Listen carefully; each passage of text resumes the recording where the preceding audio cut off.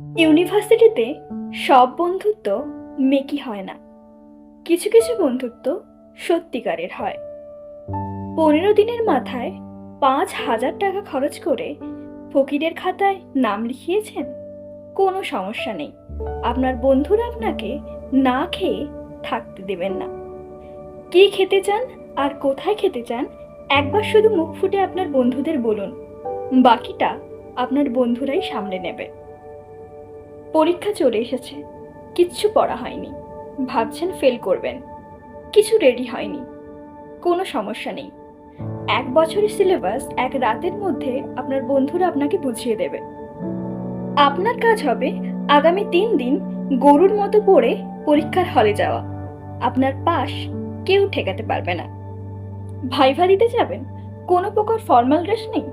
একবার শুধু হলে গিয়ে বন্ধুদের কাছে খোঁজ লাগান, হলে যত প্রকার ফর্মাল ড্রেস আছে সব আপনার কাছে এসে হাজির করবে। কোন ব্র্যান্ডের জুতো পরবেন, প্যান্ট পরবেন, সব আপনার বন্ধুর কাছে পেয়ে যাবেন। আপনার কাজ হবে শুধু চুজ করা।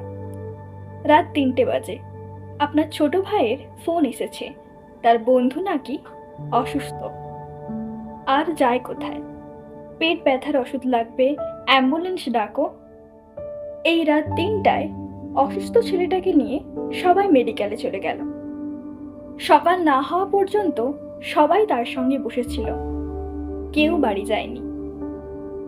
আমি মনে মনে ভাবি, এই যে কোনো পরিচয় নেই, সম্পর্ক নেই, এইসব মানুষগুলো ক্যাম্পাসে এসে কত আপন হয়ে যায়, নিঃস্বার্থভাবে আপনার সঙ্গে রয়ে যাবে, আবার হারিয়েও যাবে।